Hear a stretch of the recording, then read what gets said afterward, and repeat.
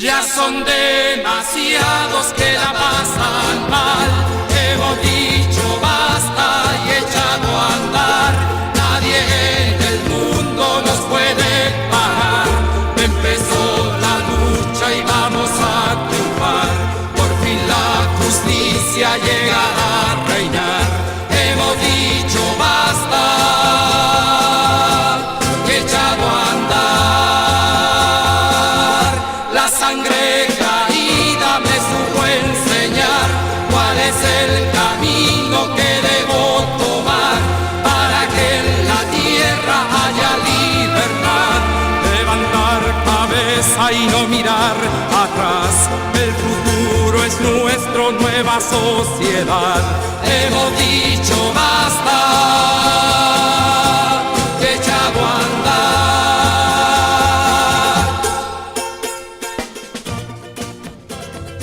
Estimados amigos, amigas, estamos aquí como siempre en política y fútbol. Estamos viviendo momentos históricos. No hay deuda que no se pague ni plazo que no se cumpla. Se le viene encima al modelo, al gobierno, a la derecha, el 25 de octubre, el plebiscito, la voluntad popular. Y no hay deuda que no se pague. Carabineros, tarde o temprano, va a ser puesto en el sedazo institucional de la voluntad popular. Luego de haber arrojado un muchacho, un niño, al río Mapocho, le endilgaron un chorro de agua a una persona que estaba en silla de ruedas. No paran. Pero todo esto que está pasando nos permite apreciar a la derecha tal como es. Muestra la hilacha. El gobierno, su coalición de partidos, sus funcionarios. Y en el gobierno, Luis, sí, tú tienes más claro el análisis sobre el gobierno del señor Piñera. Un agrado compartir con Ricardo Venegas, Quilapayún, con Roberto Ávila y yo. Me autohalago. Ocurre que por esas cosas y circunstancias de las funciones que uno ha desempeñado en su vida, yo fui abogado de la vicaría, como ustedes saben, y también fui abogado durante la transición. Llegué a La Moneda en el año 90.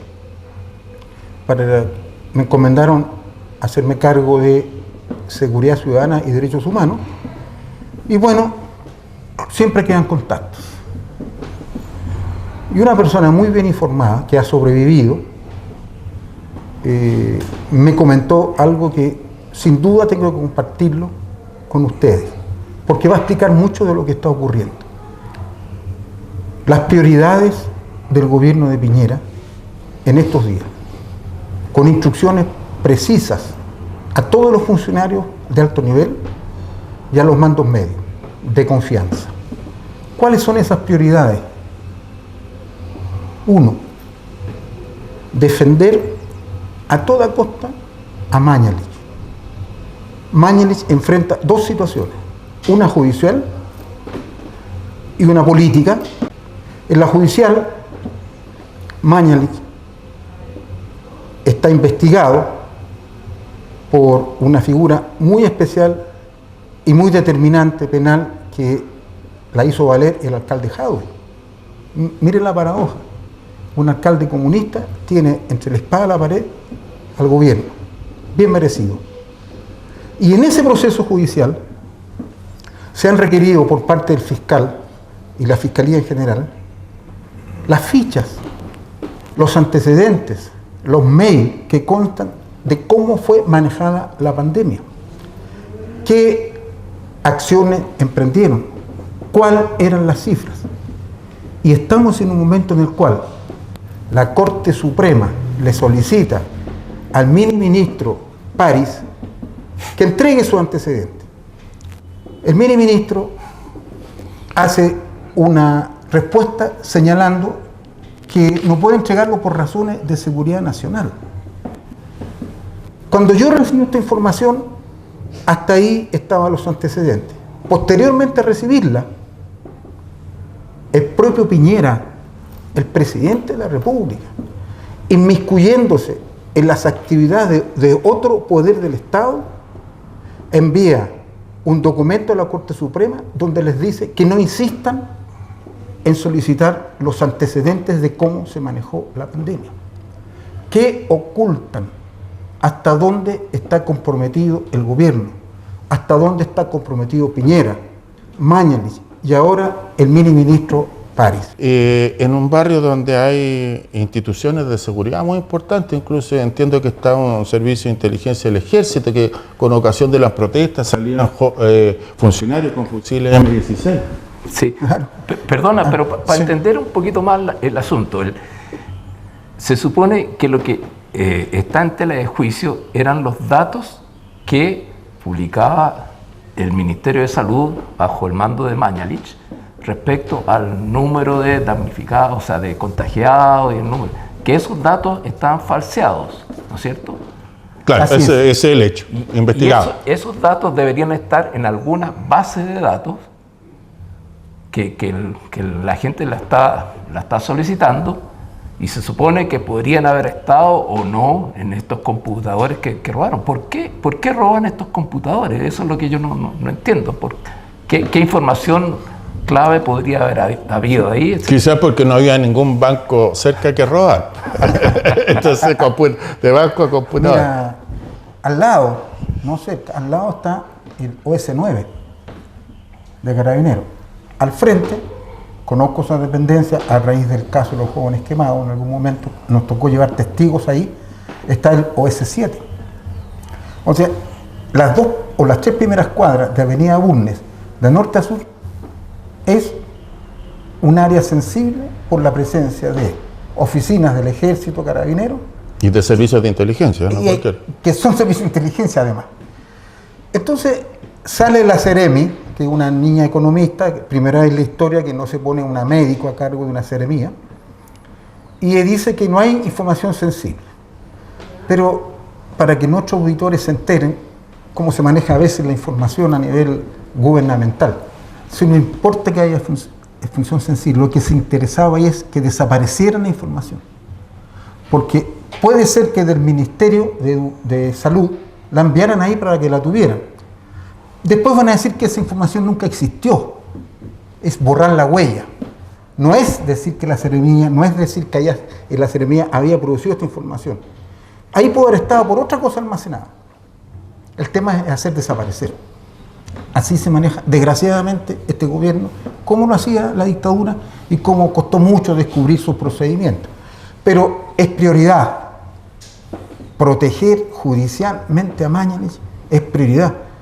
Yo no había visto nunca que un presidente se la jugara en una causa judicial. Mira, si somos un poquito insidiosos o suspicaces, digamos que, por Dios, que se le notó a Piñera que está interesado en que no se sepa la verdad. De ahí estamos a un paso de saber que él podría tener algún compromiso. Segunda prioridad del gobierno: desactivar, neutralizar la investigación de la fiscal Chong. Paréntesis. Esta estrategia, que, insisto, la conocimos antes que se grabara este programa y después de producido algunos pronunciamientos, esta estrategia consiste en que todos van a colaborar para conseguir los objetivos.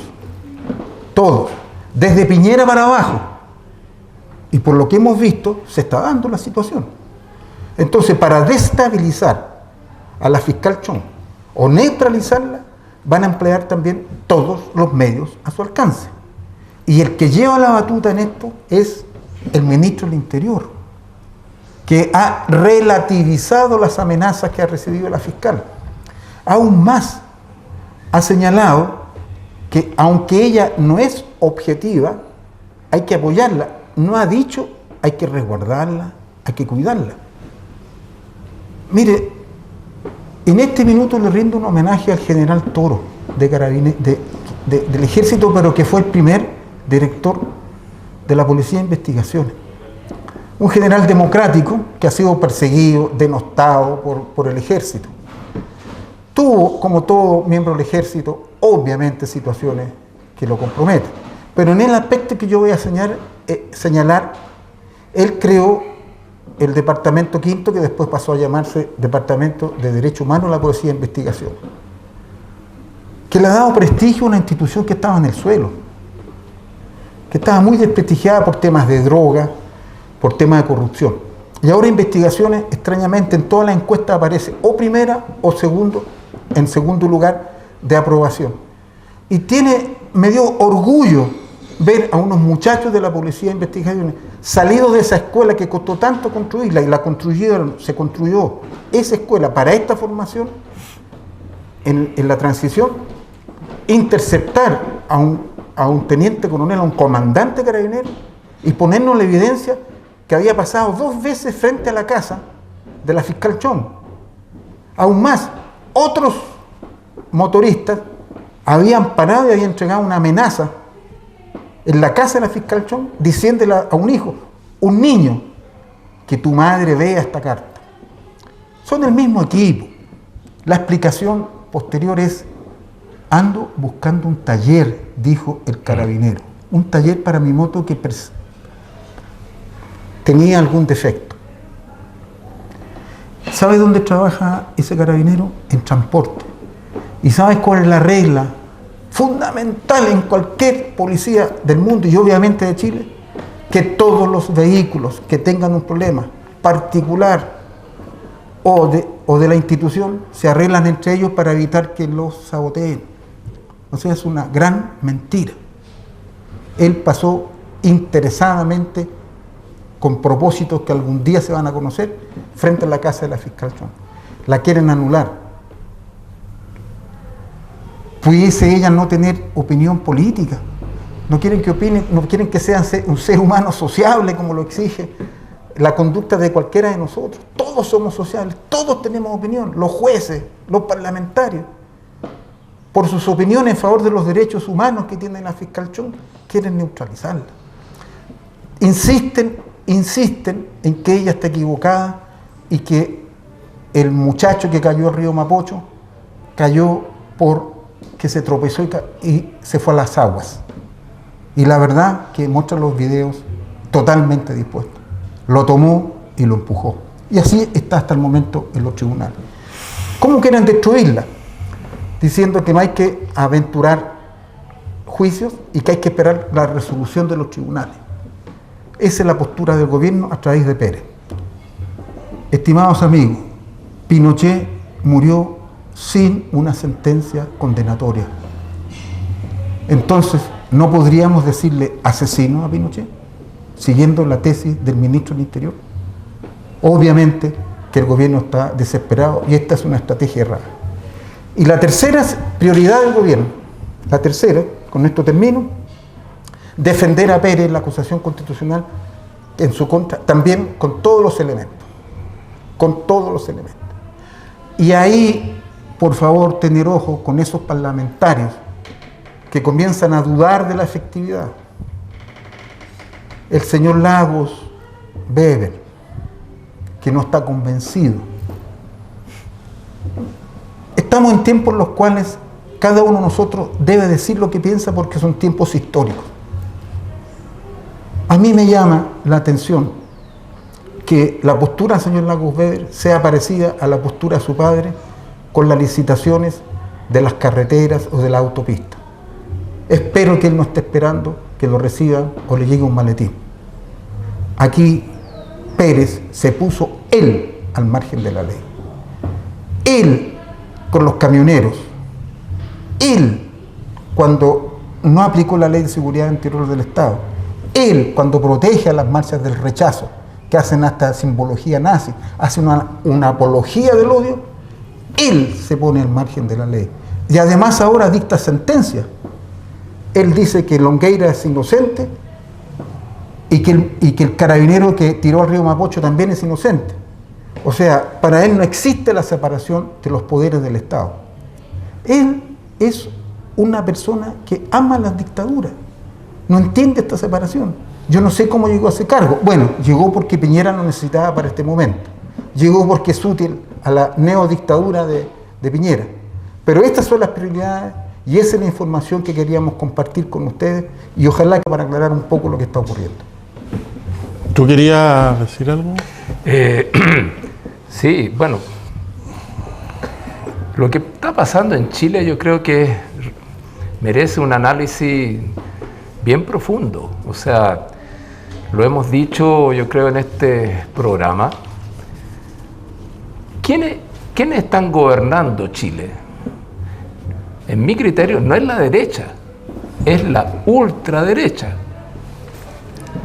En Chile, desgraciadamente, yo creo que hay una herencia de la dictadura que no ha sido muy ni comentada, ni yo creo, como diciendo lo que pensamos nosotros, la ultraderecha, Pinochet, etcétera, eso es la verdad y el resto está mintiendo y el resto son marxistas, el resto son terroristas. Y es un discurso que se mantiene incluso hasta el día de hoy. Es increíble lo que aparece en la televisión o en los medios de comunicación en general. O sea, un medio de comunicación le da tribuna al carabinero que tiró al muchacho al río para lavar su imagen, en principio.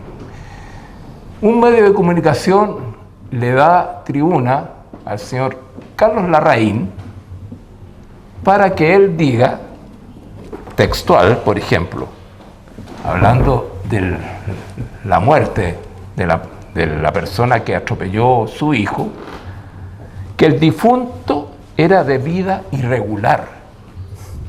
¿Qué significa eso? O sea, por lo tanto merecía morir, o sea, por lo tanto estaba bien que lo atropellaran. O sea, ya es un absurdo. O si no, dice también, mi hijo no mató, pero mintió. Ese es el discurso que estamos viendo ahora de los medios de comunicación y de la ultraderecha.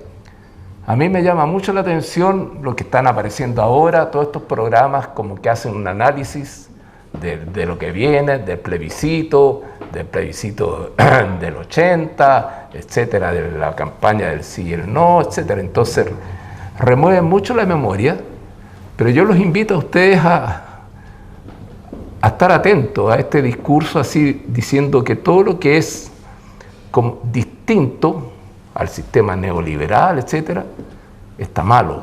Son comunistas, son marxistas, y por lo tanto hay que exterminarlo. O sea, decía Luis, por ejemplo, una marcha del rechazo, el saludo nazi de la gente. O sea, ¿en qué país? Bueno, estamos. Yo estoy de acuerdo con una democracia, no todos piensan igual. Y eso tiene que mantenerse siempre.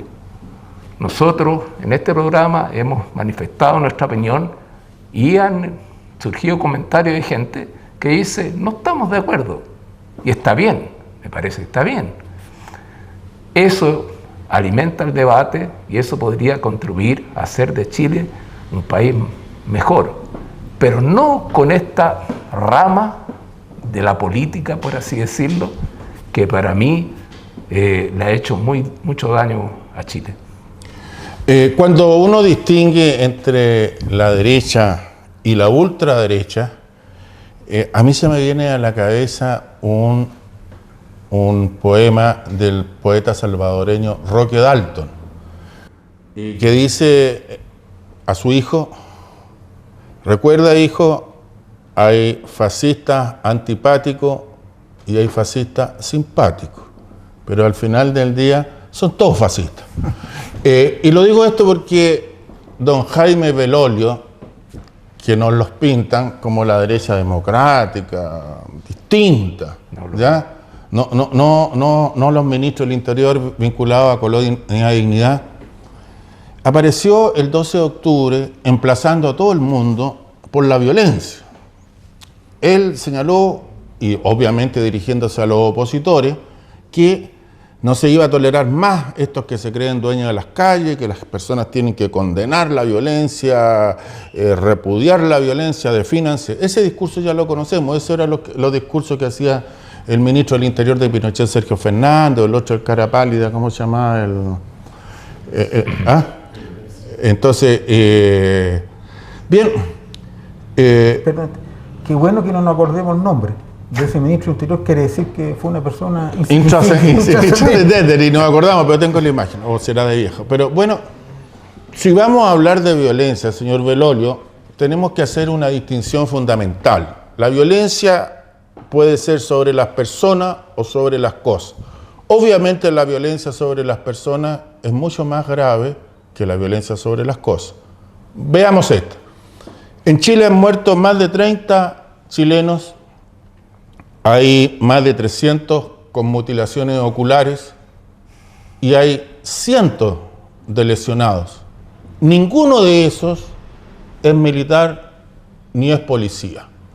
Todos son ciudadanos civiles opositores. Entonces, la violencia sobre las personas viene de su gobierno, señor. Primero, y si vamos a hablar sobre la violencia sobre las personas, usted y su gobierno son los que menos autoridad moral tienen, su sector político, la derecha. La derecha desde siempre ha recurrido a la violencia, al crimen como método de acción política. En 1891, defendiendo intereses extranjeros de los salitreros ingleses, los mismos de ahora, los Walker, son los bisabuelos, estos mismos, desataron la guerra civil, arrastraron a la muerte al presidente de la República, don José Manuel Balmaceda, un gran patriota, y cuando se tomaron Santiago, saquearon, incendiaron, asesinaron, lo mismo que hicieron el 11 de septiembre de 1973. La derecha, en sus apellidos más conspicuos, los Alessandri, Arturo Alessandri Palma, en sus dos gobiernos tuvieron las matanzas de Lonquimay, de la oficera salitrera Marucia, Ranquil, masacre del Seguro Obrero, su hijo, Jorge Alessandri Palma, la matanza de la población José María Caro.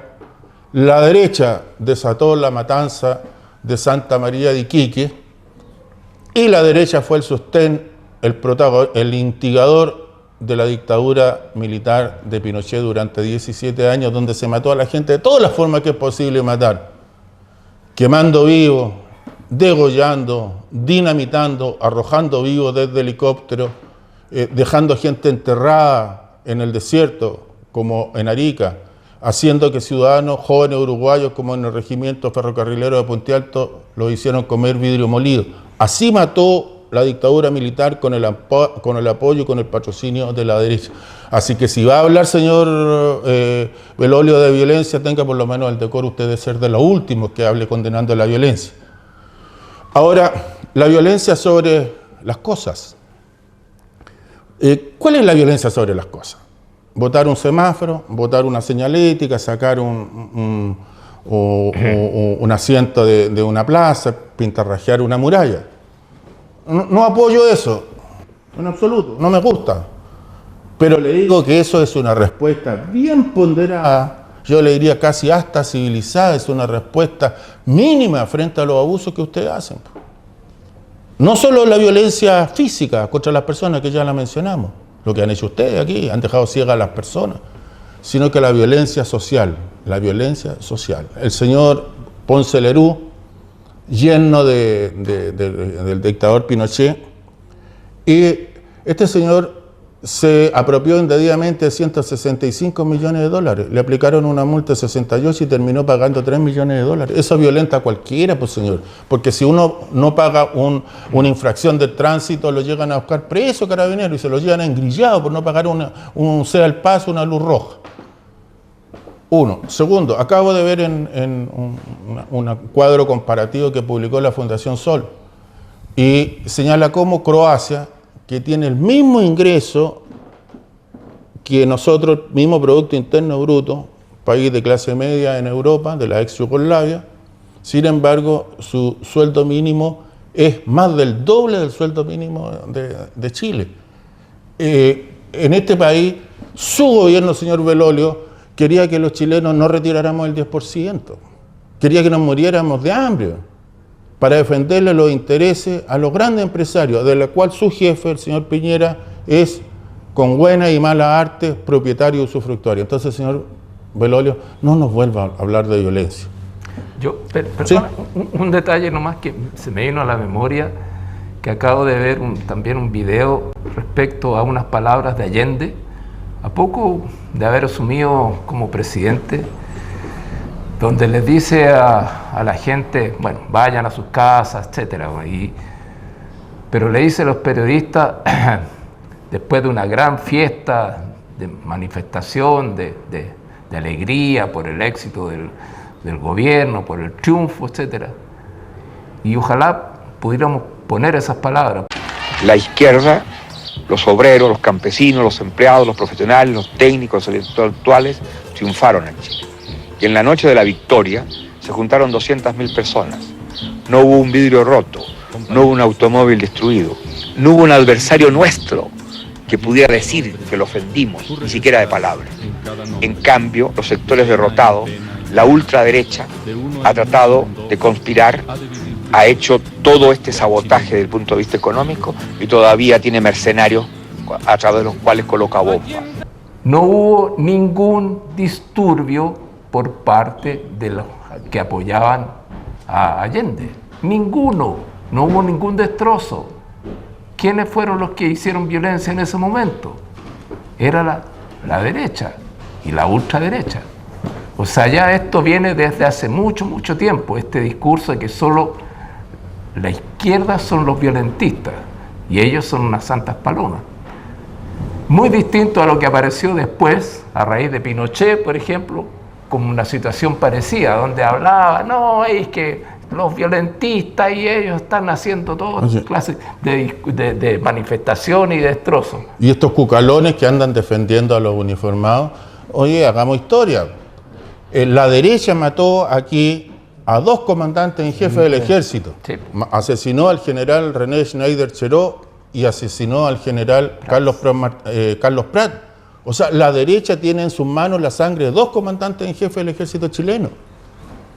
Mira, a propósito de lo que ustedes señalaban, hay un dicho que señala o establece o da por sentado de que el chileno es de memoria corta, que nos olvidamos rápidamente lo que pasa. Creo que en esta situación no, pero es bueno recordar cómo se repite la historia y cómo a veces las situaciones que se producen en un país nuevamente pueden darse. Sostengo que las causas que dieron origen al estallido social, que eran de mucho tiempo, pero las del momento, no se parecen a las de ahora, pero las de ahora son tan potentes como las de esa. ¿En qué estaba el país hace un año atrás? Ya dijimos en el programa pasado que estaba desatada la evasión de los estudiantes que estaban dando un ejemplo de rebeldía y de democracia, al no aceptar con las míseras pensiones o sueldos de sus padres que les subieran 30 pesos el valor de los pasajes del metro y locomoción colectiva. La represión de los estudiantes estaba desatada. Y fíjese usted que hay un personaje que fue mencionado por Roberto la vez pasada, pero quiero reiterar ahora una actitud de él. El alcalde Alessandri sometía en esta época, el año pasado, a vejaciones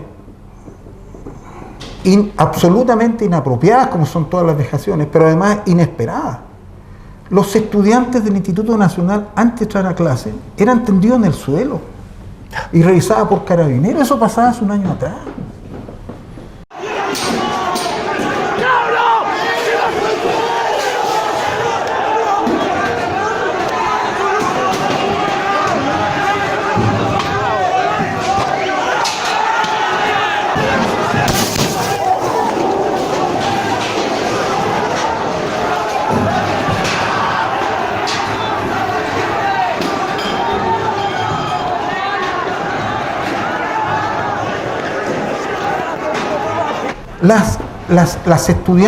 Los estudiantes del IMBA, igual situación. Las mujeres del Liceo 1, el Liceo 4, el del Liceo 3, eran manoseadas por las mujeres carabineros. ¿Habiste presencia del alcalde Alessandri? ¿Cómo no se iba a acumular en los muchachos ese sentimiento rebelarse?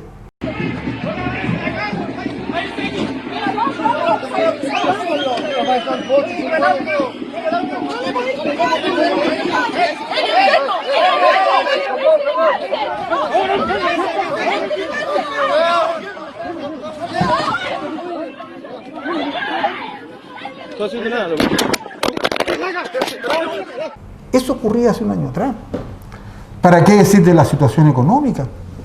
Todos los índices indicaban que iba a la baja las expectativas del crecimiento económico del año pasado. Todos los indicativos decían que estábamos en una mala situación económica. Subían los precios. Y el ministro de Hacienda, un señor de apellido Larraín, un día dijo: subió el pescado, subieron los pollos, subió la carne, pero bajaron las flores. Sí, bueno. Así que ustedes compren flores y lleguen con flores a su casa, que es una muy buena noticia. Si se mofaban de nosotros, acuérdate que decían que la espera en las redes públicas de salud servía para socializar. El ministro, claro, que las esperan, y además el ministro de Economía o el Transporte, no me recuerdo, pero sí me recuerdo la situación, subió la locomoción, dijo: pero momento, si hay un horario en que es más barato, entonces levántese más temprano. Claro, a las 6 de la mañana. Entonces, para tomar la micro de las 4:30 o las 5:30, la persona tiene que levantarse de su hogar a las 3, 4 de la mañana. Es cosa sumamente ofensiva. Eso pasaba hace un año.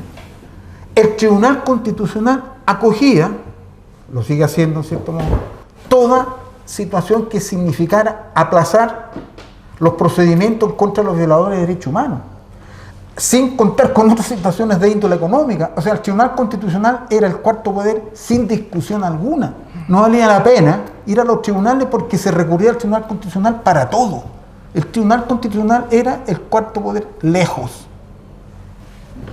Pero Disculpa, pero la casta política les prestaba ropa. Mira, yo estoy terminando un libro sobre historia de Chile entre el 18 de octubre y el 4 de marzo. Y he recopilado los antecedentes. Y ahí me encuentro con una novedad. En la semana del 18 de octubre, porque el viernes se produjo el estallido, en esa semana, el día martes, al segundo día que estaban las protestas estudiantiles, el diputado Marcelo Díaz, entonces socialista, hoy día Frente Amplista, se reunió con el general director de Carabineros para darle su respaldo institucional.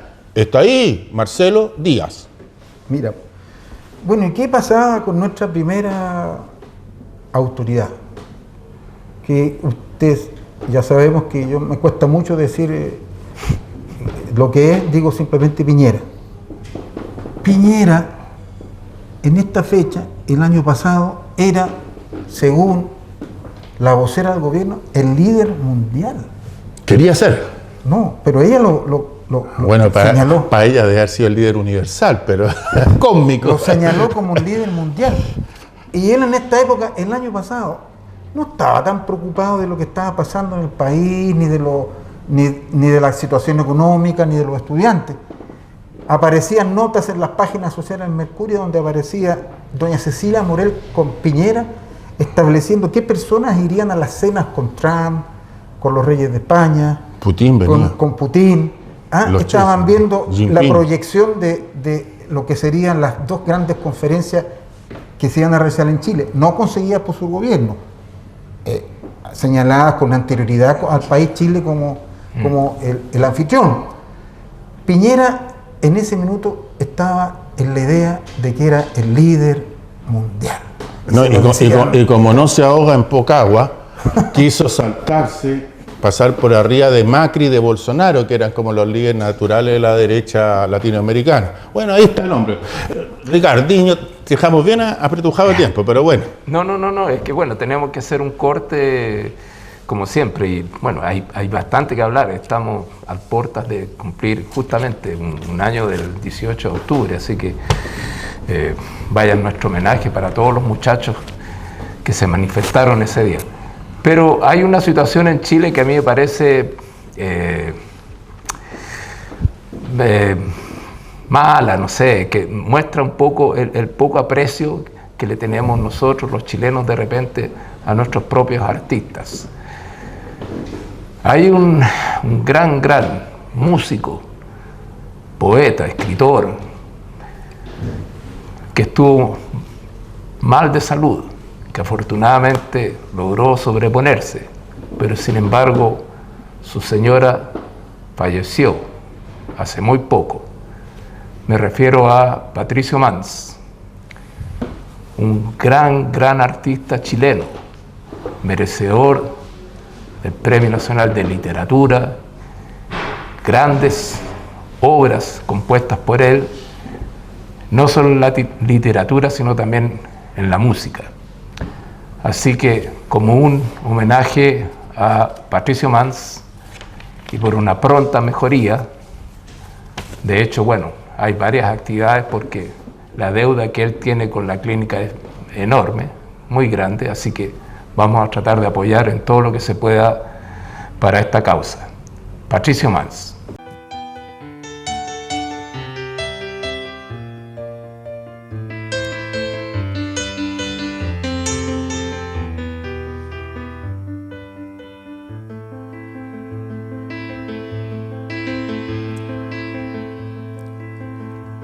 Silencioso, con silencio de piedra submarina, con la conciencia sometida al hierro, con la muerte trenzando sus cuchillos, sintió que se quedaba desvestido de sangre, de cabellos y de uñas, de ojos y de piel, como si fueran un violento equipaje, el único equipaje, un dosel, un visillo, una terca ventana que atajaran el ojo a los verdugos de Bautista Fancho, buen compañeros.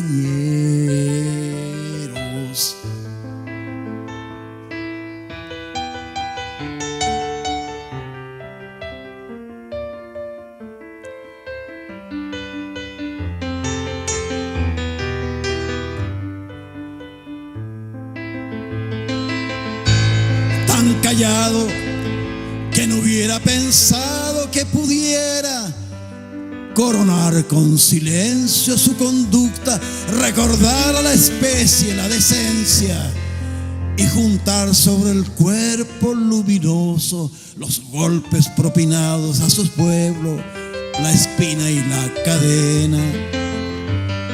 Ha crecido Bautista Fancho Ben para siempre, elevado a semilla frutal que desde ahora nos da la dignidad para hacer la costumbre, para escribirla en todos los presidios del mundo.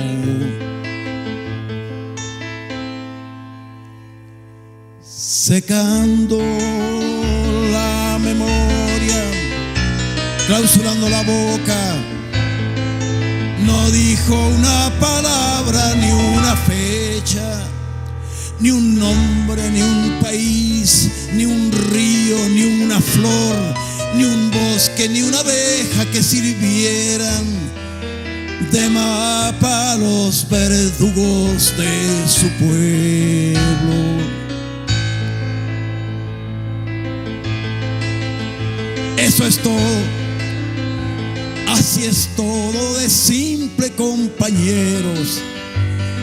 En el duro momento de los hechos, es tajante como agua de cascada y declara invencible su silencio. Se doctora en metal enfurecido, se gradúa de bosque indescifrable, se viste de eficacia, se acoraza en conciencia. Ha humillado las garras que araron en su piel, y así es que su tormento se convierte en un surco, y al golpearlo en la tierra lo forjaron semilla.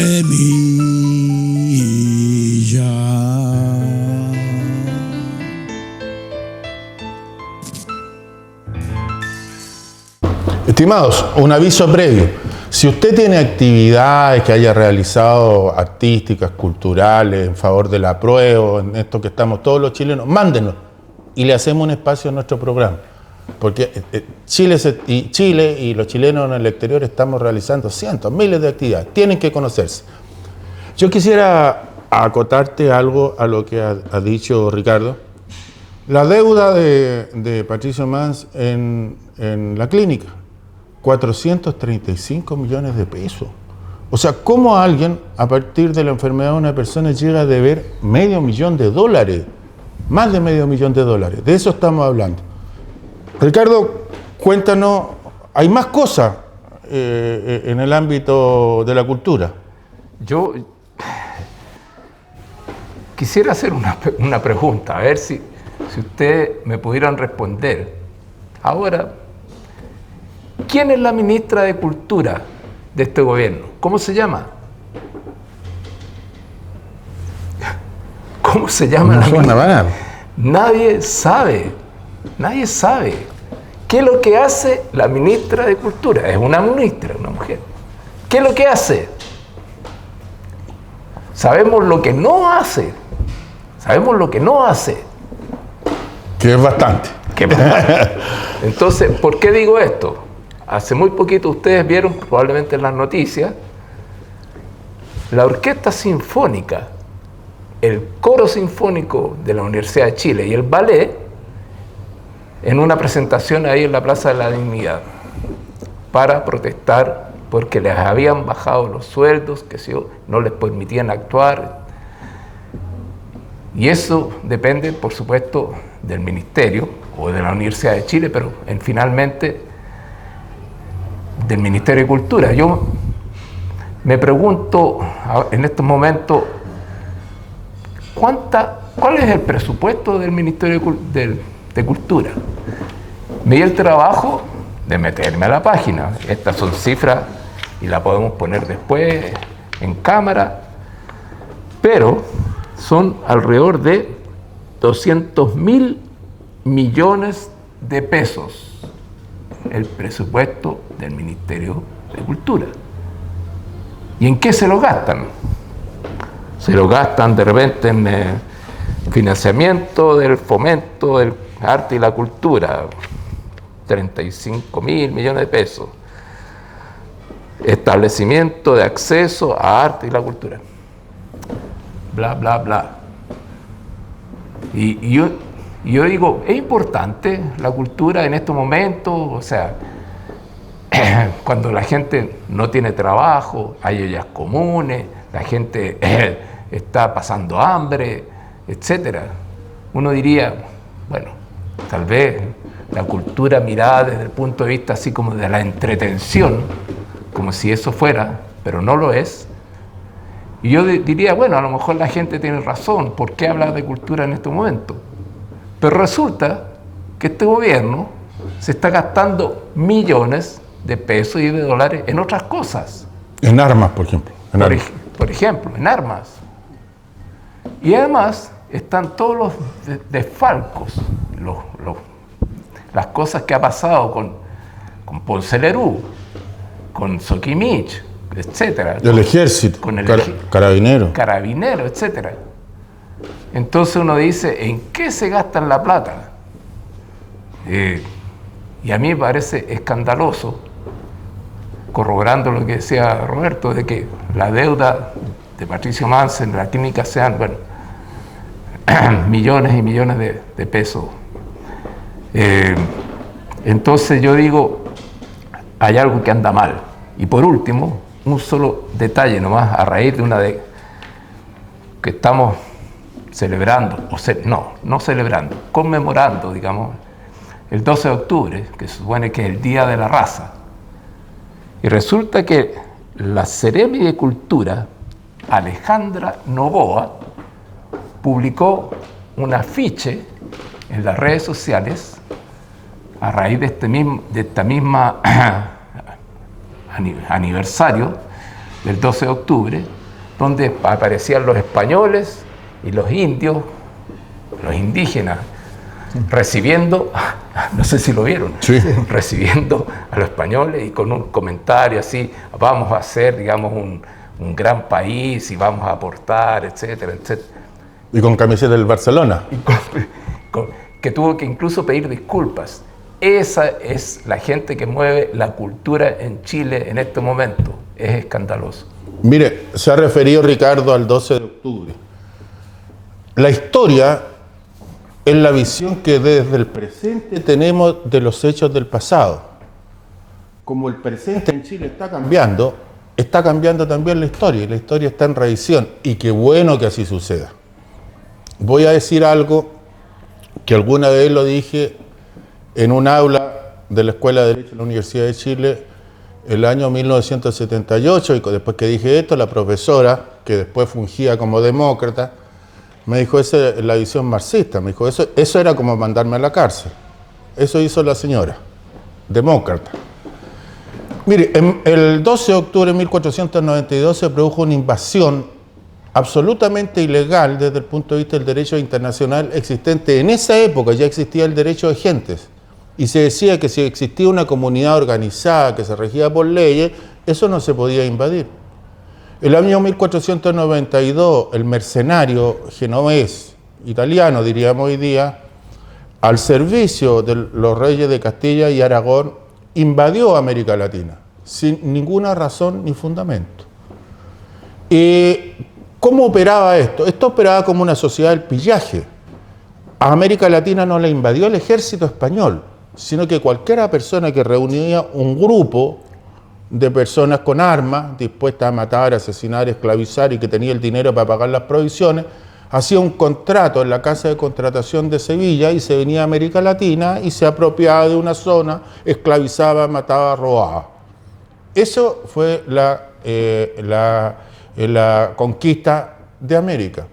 Fue tan grotesca la invasión que al año siguiente los reyes de España, buscando tener un fundamento, le pidieron al Papa Alejandro VI que les diera algún título, algo que justificara. Y le dio las bulas alejandrinas, Alejandro VI que venía de la familia de los Médici, así que ya sabemos qué categorías de análisis utilizaría este caballero. Y para cautelar el negocio, le dijo que esta era una donación papal para que ellos evangelizaran a estos infieles. No nos conocía, no nos había visto nunca, pero ya éramos infieles.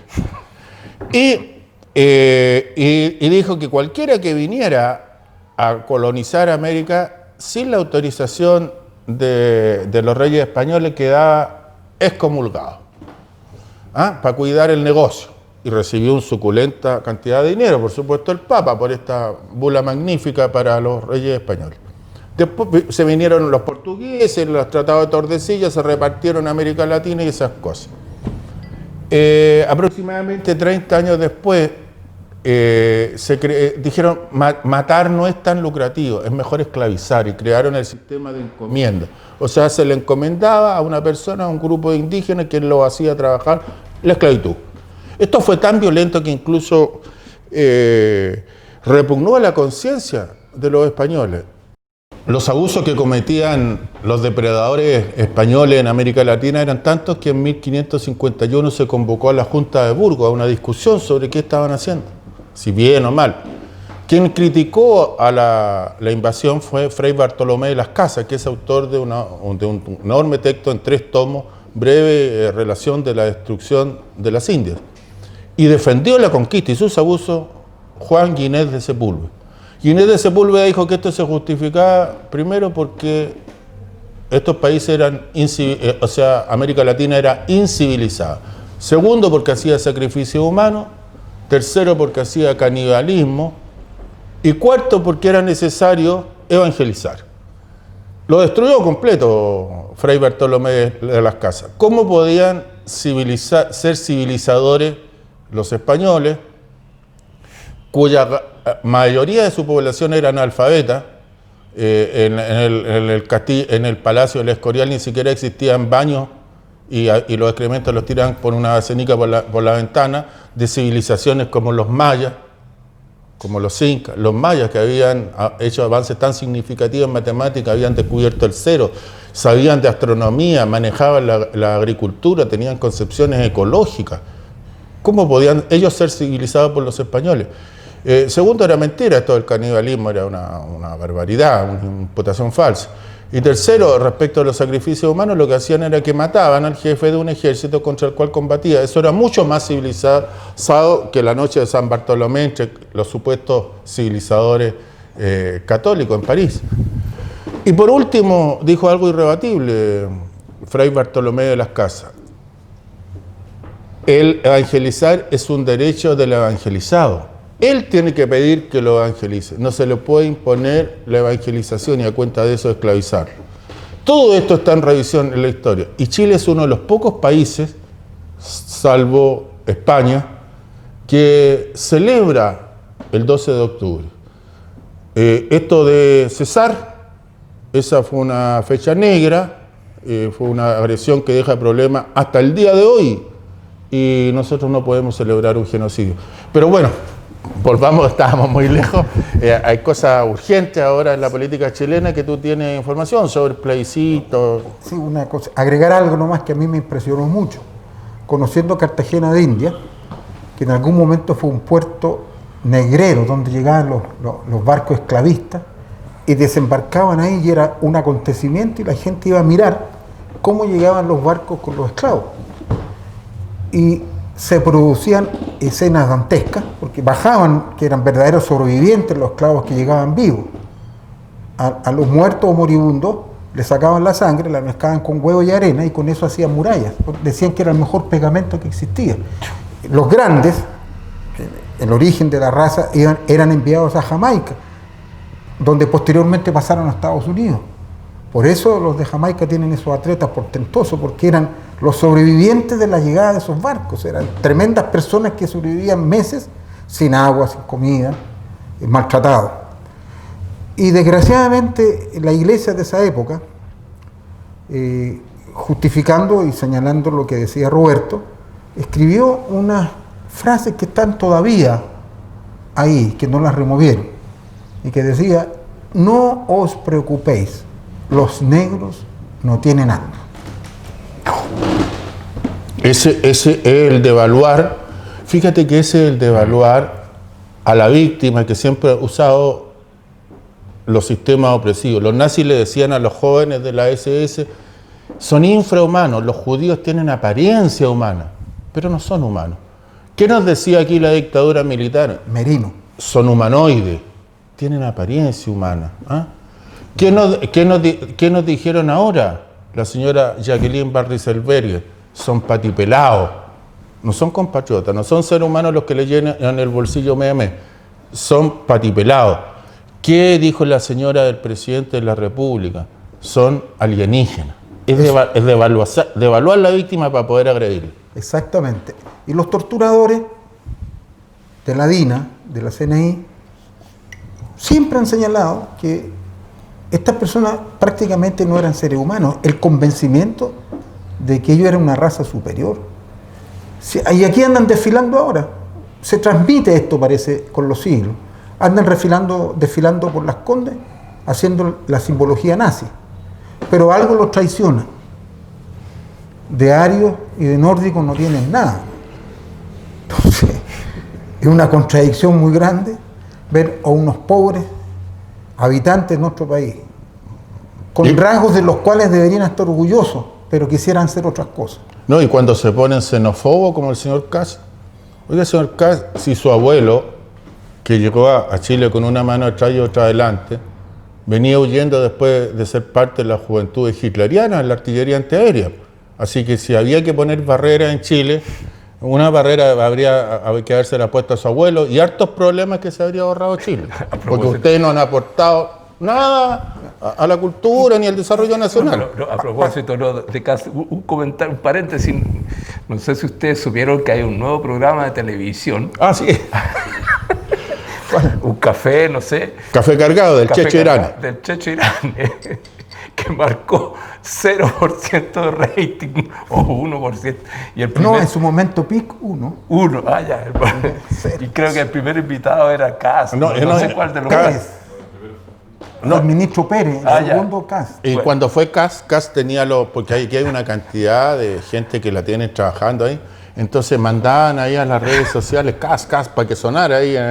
Y así sacó el 1.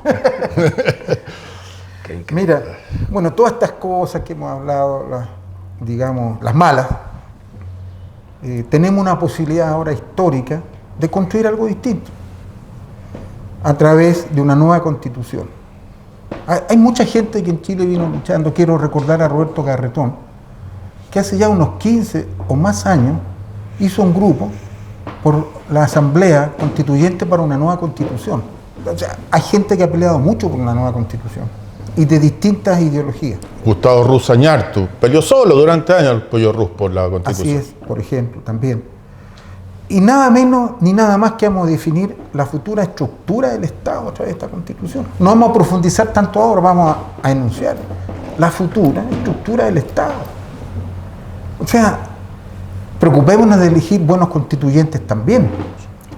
Establecer los límites del poder. ¿Cómo se ejerce el poder en democracia? Yo converso bastante con los taxistas y otras personas en los negocios. Mayoritariamente la apruebo, pero tienen dudas. El rechazo trata de decir que no es necesario cambiar la Constitución, hay que reformarla. ¿Y por qué hay que cambiarla? Dos cosas. Uno, porque no es democrática. Mire qué sencillo y qué fuerte. No es una Constitución democrática. No hay una relación entre democracia y la actual Constitución que tenemos.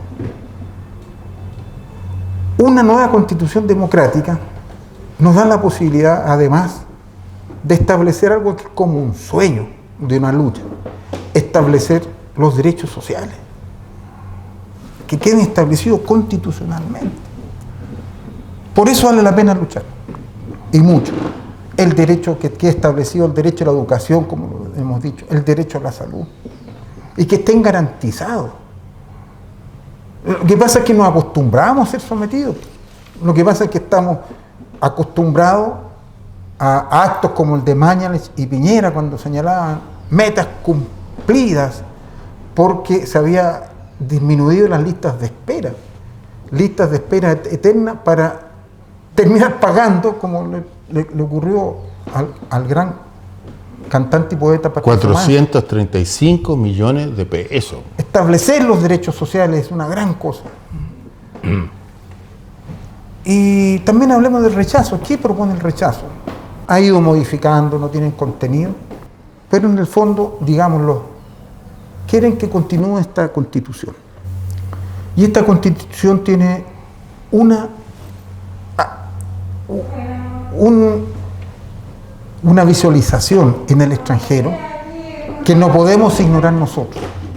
Una visualización y un aspecto absolutamente irrefutable. Es una Constitución que divide a los chilenos. Es una Constitución del odio. ¿Para qué continuar con una Constitución del odio?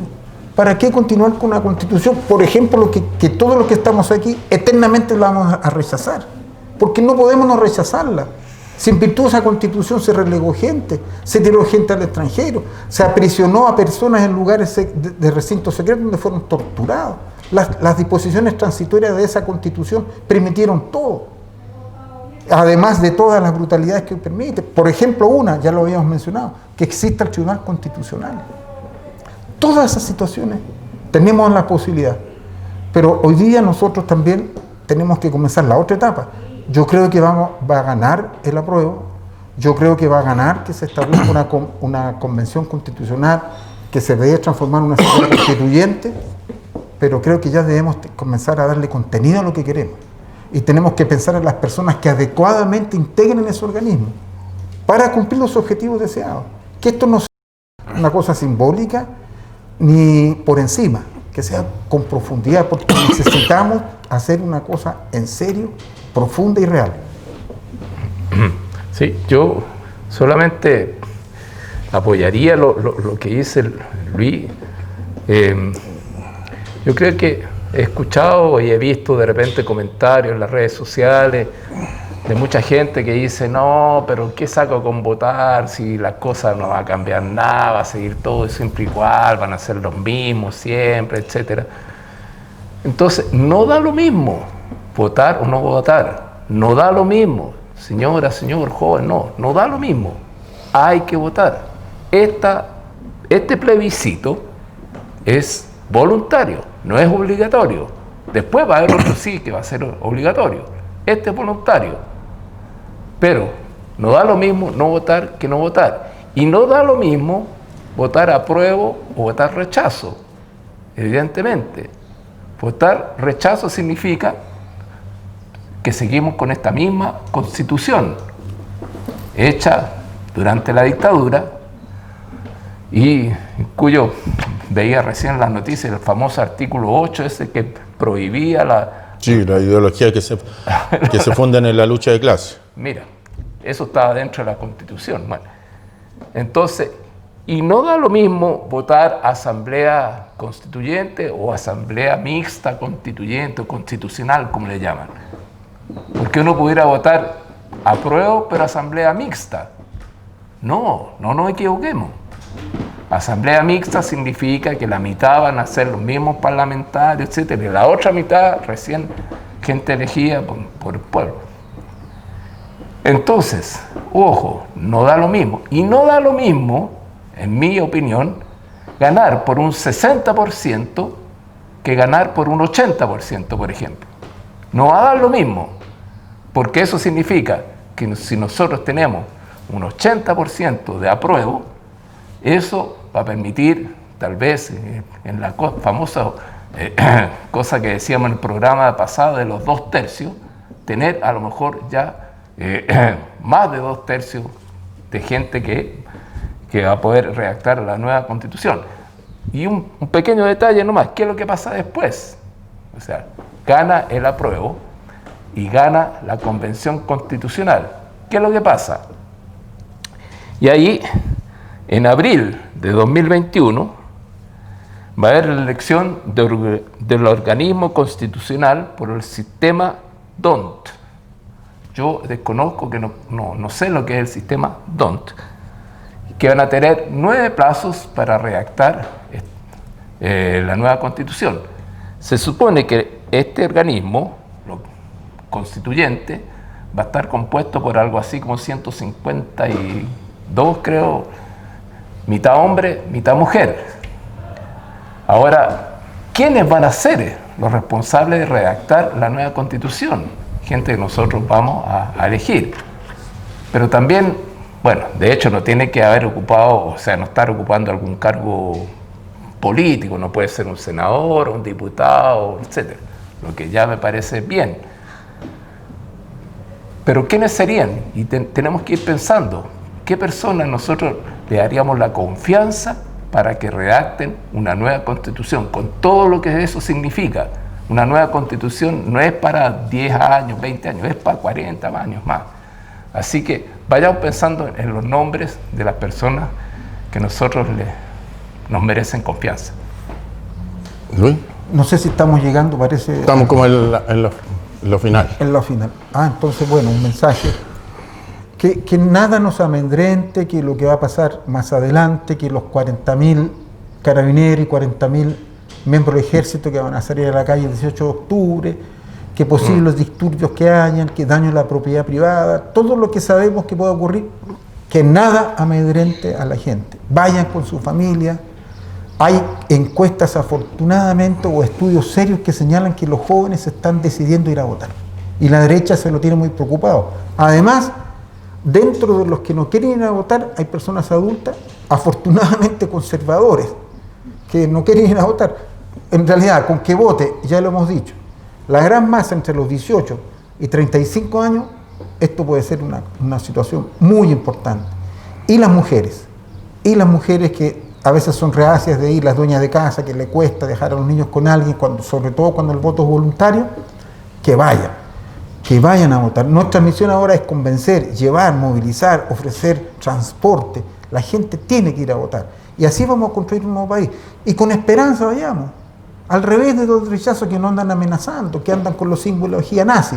Nosotros vamos a ir con esperanza, con alegría, como fueron las grandes marchas del estallido social, esas cosas maravillosas. Cuando declaró la guerra Piñera, a los 2 días tuvo que retractarse cuando vio que esto era masivo y que era real. Así van a tener que hacerlo cuando vean lo masivo que va a ser el triunfo del apruebo y de la Convención Constitucional. Para allá vamos, no cejemos, no nos atemoricemos, vayamos a votar. Hay que ir a votar. Somos la inmensa mayoría del país. Si usted no va a votar, la derecha va a estar feliz. Piñera va a estar contento. Su ministro del Interior igual. Ellos quieren que usted no vaya a votar. Y es cierto que el plebiscito, este proceso constitucional, que fue forzado, que no lo querían. Acuérdese que cuando algunos nos decían que cuando pedíamos asamblea constituyente que estábamos fumando opio. Eso nos decían, que estábamos drogados, fumadores de opio, nos decían. La movilización los forzó a convocar el proceso constituyente. Pero el 24 de diciembre, entre gallo y medianoche, cuando todo el mundo está preocupado de otra cosa, establecieron unos quórum inaceptables, 2/3. El Parlamento inglés, que es el más antiguo del planeta, funciona con la mitad más uno. Establecieron que había cosas que no se podían tocar, como los TLC, ¿ya? Y establecieron la hegemonía de los partidos políticos, ¿ya? Porque el sistema por el cual se van a elegir los constituyentes es un sistema que favorece a los partidos políticos, y los partidos políticos son las instituciones más desprestigiadas del país, y ellos van a tener el monopolio de la representación. Pero hay que ir a votar igual. ¿Por qué? Porque si nosotros ganamos de manera contundente el apruebo, eso va a crear una nueva situación política, y no tenemos por qué tolerarle la trampa que nos pusieron el 24 de diciembre con una ley espuria. Ya vendrán movilización y les vamos a tumbar todas esas trampas picantes con las cuales nos quieren engañar. Yo quiero decirles que los procesos históricos son más fuertes que la minucia tramposa de algunos politiqueros. Que en 1931 en España los Borbones, una dinastía que tenía siglos, se vino al suelo luego que el Frente Popular ganó una elección municipal. O sea, los procesos políticos son más importantes que un par de politiqueros tramposos. Así que a votar, y después ya votaremos en abril por los constituyentes, y yo no voy a votar por ninguno que sea de la casta política. Voy a votar por un ciudadano. Maestro. Bueno, un saludo a toda la gente de Quilicura, pero también a toda la gente que nos ve a través de todo el mundo.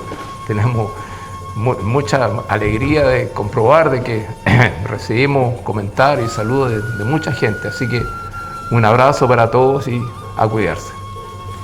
Nos despedimos entonces. Estimado, ánimo, y si hay noticias, mándenos, las publicamos. Ya son demasiados que la pasan mal. Hemos dicho basta y echado a andar. Nadie en el mundo nos puede parar. Empezó la lucha y vamos a triunfar. Por fin la justicia llegará a reinar. Hemos dicho basta y echado a andar. La sangre caída me supo enseñar cuál es el camino que debo tomar para que en la tierra haya libertad. Levantar cabeza y no mirar atrás. El futuro es nuestro, nueva sociedad. Hemos dicho basta.